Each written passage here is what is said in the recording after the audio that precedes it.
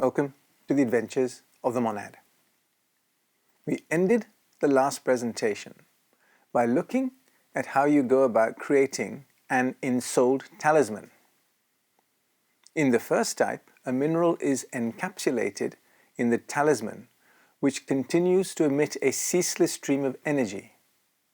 The second variety is one in which the ingredients are so arranged as to make it a means of manifestation of one of a certain class of undeveloped nature spirits.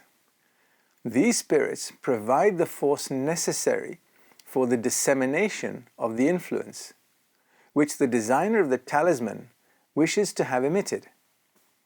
Such talismans may last for thousands of years, to the intense delight of the nature spirit and the great benefit of all who approach the magnetized center.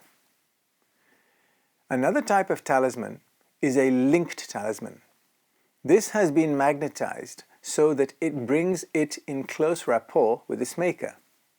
In this way, it becomes a kind of outpost of their consciousness. The wearer of the talisman could thus, through their link, send a cry for help to its builder, or the builder could direct a stream of influence through it to the wearer. Such a talisman would facilitate what Christian scientists call absent treatment. In rare cases, a physical talisman may be connected with the causal body of an adept, as was done with those talismans buried in various countries by Apollonius of Tyana about 1900 years ago. He did this so that the force which they radiated might prepare those places to be the centers of great events in the future. Some of those centers have already been utilized. Others are to be employed in the near future in connection with the working of the coming of the world teacher, Christ Maitreya. Remember who Apollonius was? He was Jeshu, reincarnated a century later in the Levant. At the end of this incarnation, he took the I-5 and quite literally disappeared in a puff of smoke. Great shrines are usually erected on the spot where some holy person lived, where some great event such as an initiation took place, or where there is a relic of a great person. In any of these cases, a powerful magnetic center of influence has been created, which will persist for thousands of years. Even if the relic does not happen to be a very powerful one, or is not even genuine, which is the case of the majority of Catholic relics, the centuries of devotional feeling poured out into the relics by the hosts of the visitors would make the place an active center for beneficent radiation. The influence of all such places on visitors and pilgrims is unquestionably good. Part of this positive effect is due to the magnetism imparted either within or delivered to it by worshippers. But a big part is also due to the creation of an egregore, which is energized by and feeds back to pilgrims. This is an emotional world phenomenon. It has already been mentioned that precious stones are naturally suited to be made into talismans or amulets. The Rudraksha berry, used frequently for necklaces in India, is eminently adapted for magnetization, where spiritual thought or meditation is required and disturbing influences are to be kept away. The beads made from the tulsi plant are another example, though the influence they give is somewhat different. This plant is known for its broad-spectrum antimicrobial qualities. An interesting set of talismans are those objects which produce strong scents. The gums of which incense is made, for example, can be chosen to be favorable to spiritual and devout thought. It is also possible to combine ingredients to produce the opposite effect, as was sometimes done by medieval witches. A trained occultist makes a regular practice of charging many things, which pass from them to others with beneficial influences. For example, letters, books, or presents. By a single effort of will, the occultist may charge even a typed letter far more effectively than it would be unconsciously charged when written by hand by someone not familiar with these techniques. Similarly, a trained occultist may, by a mere wave of the hand, coupled with a strong thought, may almost instantaneously demagnetize food, clothing, bedding, rooms, etc. Such demagnetization, while removing magnetism which has been externally impressed, would not affect the innate magnetism of the object. For example, as the inherently unpleasant vibrations of dead flesh, which even cooking could not destroy.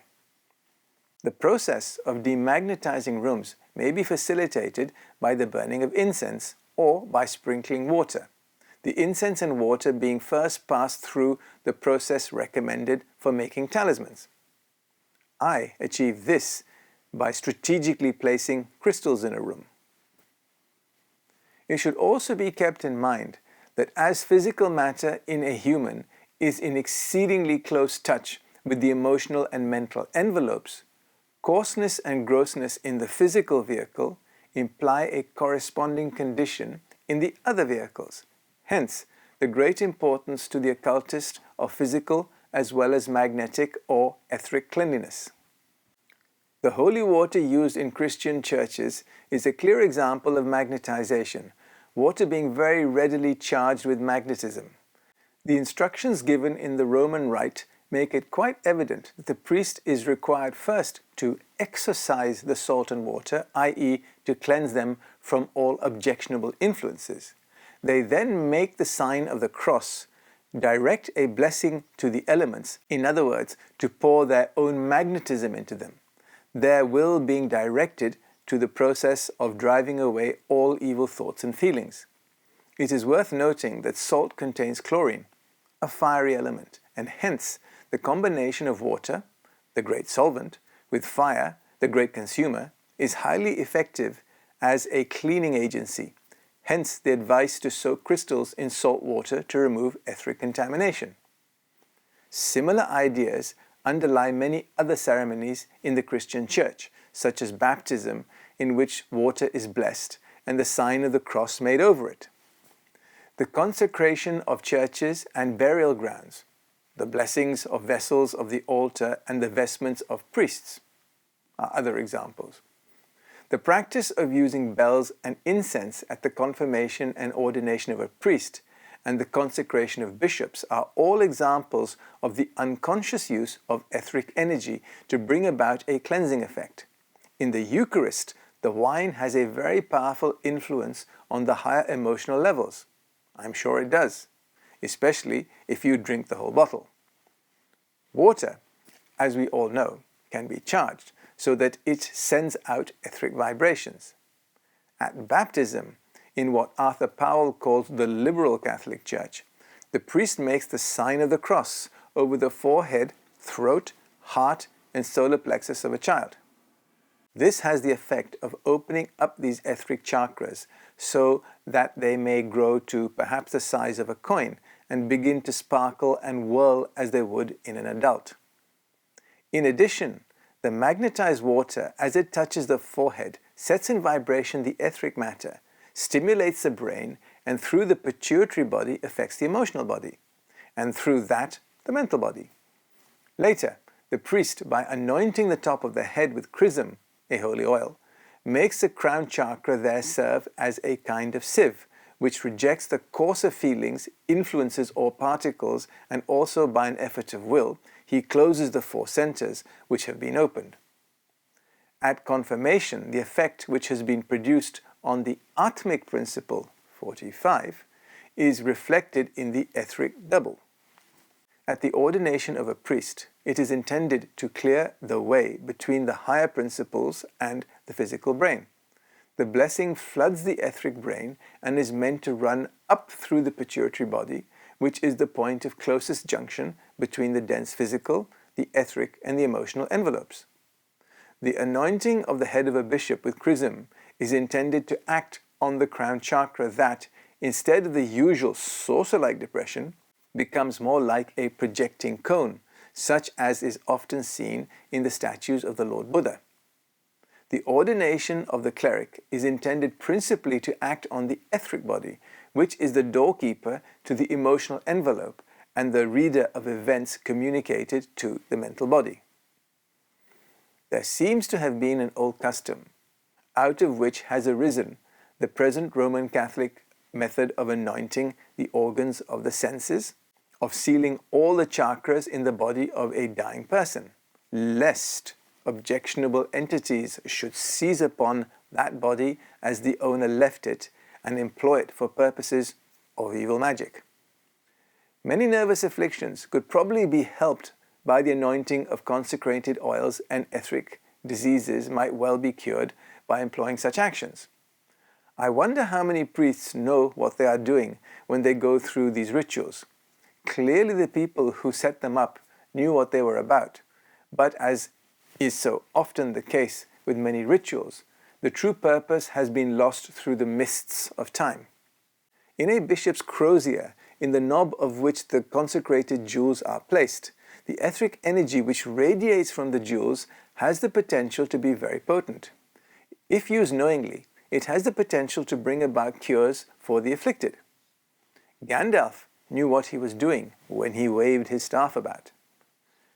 Medieval alchemists also employed similar methods in their use of magnetized swords, drugs, etc. In the ancient mysteries, the thyrsus was a powerful magnetized instrument which was laid against the spinal cord of the candidate, giving them in the process some of the magnetism with which it was charged. In the next presentation, we will examine the phenomenon of ectoplasm. Thank you.